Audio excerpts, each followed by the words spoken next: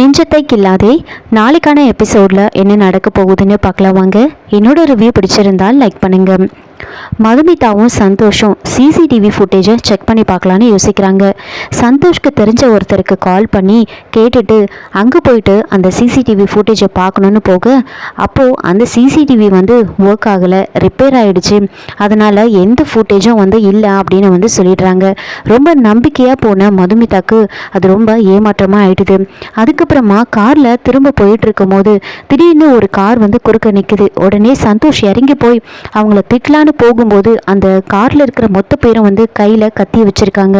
இதை பார்த்ததுமே மதுமிதா கார்ல இருந்து இறங்கி வர போறாங்க. அப்ப கரெக்டா சந்தோஷ் சிஸ்டர் நீங்க இறங்காதீங்க, உள்ளவே இருங்க அப்படின்னு சொல்லி சந்தோஷம் டக்குன்னு காருக்குள்ள ஏறி காரை ஸ்டார்ட் பண்ணி ரொம்ப வேகமா போயிட்டு இருக்காங்க. ஆனா அவங்கள விடாம அந்த கார்ல இருக்கிறவங்க துரத்துக்கிட்டே போறாங்க. ஒரு ஸ்டேஜ்ல அப்படியே காரை குறுக்க நிறுத்திடுறாங்க. சந்தோஷ்க்கும் மதுமிதாக்கும் என்ன பண்றதுன்னே புரியல. சந்தோஷ் இதுக்கு மேல நம்ம எதுவும் பண்ண முடியாது, நீங்க காருக்குள்ளே இருங்க, நான் பார்த்துக்கிறேன் அவனுங்களா அப்படின்னு சொல்லி சந்தோஷ் இறங்கி அவங்க எல்லாரையும் அடிச்சிட்டு இருக்காங்க. ஒரு ஸ்டேஜில் சந்தோஷையே பிடிச்சிட்டு கையிலெல்லாம் கத்தியால் வச்சு அப்படியே அறுத்துருவாங்க. மதுமிதா என்ன பண்ணுறாங்கன்னா டக்குன்னு காரை விட்டு இறங்கிட்டாங்க. சந்தோஷ் சிஸ்டர் நீங்கள் தப்பிச்சு போயிடுங்க, நீங்கள் போனால் தான் கௌதமை காப்பாற்ற முடியும் அப்படின்னு சொல்லி கத்த டக்குன்னு மதுமிதாக்கு எங்கேருந்து தான் வந்தது தெரியல அந்த கோவம். எல்லாரையும் அடிக்கிறாங்க. அடித்து மொத்த பேரையும் காலி பண்ணுறாங்க.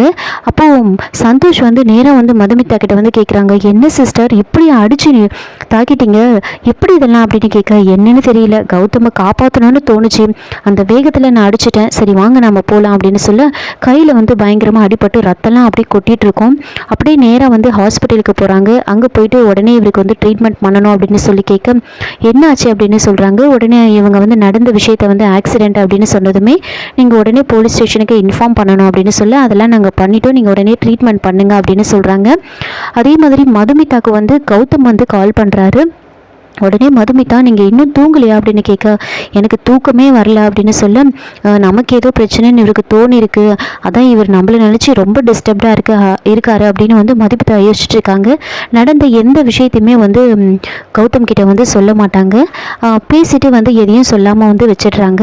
நீங்கள் தூங்கலையா அப்படின்லாம் கேட்பாங்க. அப்போ மதுமிதா எதுவுமே காமிச்சிக்க மாட்டாங்க. நான் தூங்கிட்டு தான் இருந்தேன், நீங்கள் கால் பண்ணவே நான் எடுத்தேன் அப்படின்னு சொல்லி சமாளிக்கிறாங்க.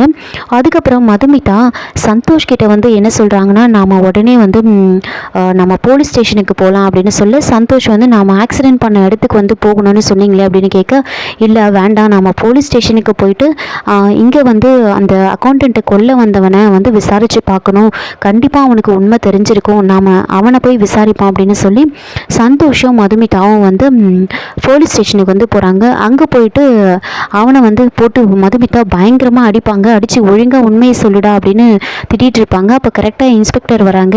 மேடம் நீங்கள் எதுக்காக அடிக்கிறீங்க அப்படின்னு சொல்லி கேட்க சார் இவங்கிட்ட தான் உண்மையே இருக்குது, முதல்ல இவனை அடித்து விசாரிங்க அப்படின்னு சொல்ல அதெல்லாம் நாங்கள் பார்த்துக்குறோம், நீங்கள் அடிக்கக்கூடாது அப்படின்னு சொல்கிறாங்க. சரி நீங்களே விசாரிங்க, உண்மையை சொல்லுங்க அப்படின்னு கேட்க ஒழுங்காக உண்மையை சொல்லுடா, யார் உன்னை இப்படி பண்ண சொன்னது அப்படின்னு கேட்க அதுக்கு அவங்க சிரிக்கிறாங்க.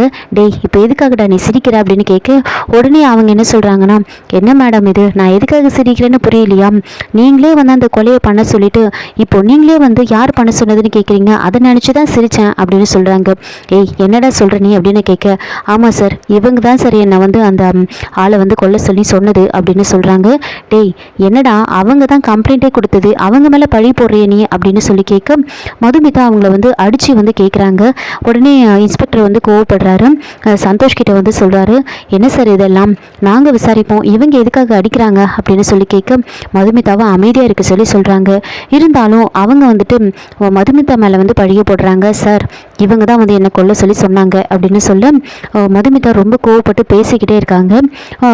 கோவப்பட்டு பேசுறதுனால இன்ஸ்பெக்டர் கொஞ்சம் டென்ஷன் ஆகிட்டு சார் இங்கே பாருங்கள் அவங்க தப்பே பண்ணலைன்னா கூட இப்போ இவங்க இந்த மேடம் சொல்லி தான் கொலை பண்ணதான் அவன் சொல்லிட்டான், அதனால் சந்தேகத்தின் பேரில் நாங்கள் இவங்களை இங்கேருந்து வெளியில் அனுப்ப முடியாது, நாங்கள் இங்கே தான் வச்சுருப்போம் அப்படின்னு சொல்கிறாங்க.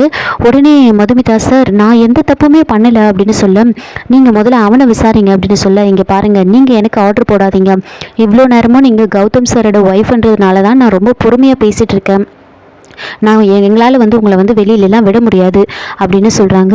உடனே சந்தோஷ் வந்துட்டு சிஸ்டர் நீங்கள் கொஞ்சம் அமைதியாக இருங்க, மற்றது நான் பார்த்துக்கிறேன் அப்படின்னு சொல்லி உடனே வக்கீலை வந்து வர வைக்கிறாங்க.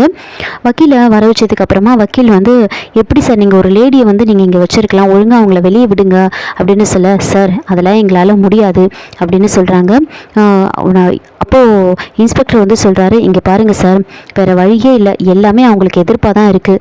நாளைக்கு காலையில் நான் கௌதம் சாரை அரெஸ்ட் பண்ணியே ஆகணும், வேறு வழி கிடையாது, எல்லாமே அவருக்கு எதிர்ப்பாக தான் இருக்குது அப்படின்னு சொல்கிறாங்க. பேசிக்கிட்டே இருக்காங்க. அப்போது கரெக்டாக வந்துட்டு அந்த மேடமை கூப்பிடுங்க அப்படின்னு சொல்லும்போது மதுமிதா வந்து அங்கே இருக்க மாட்டாங்க, அங்கேருந்து போயிட்டுருப்பாங்க. இதோட இந்த எபிசோடை வந்து முடிச்சிருக்காங்க. என்னோட ரிவ்யூ பிடிச்சிருந்தால் லைக் பண்ணுங்கள், மறக்காமல் சப்ஸ்கிரைப் பண்ணுங்கள். தேங்க்யூ.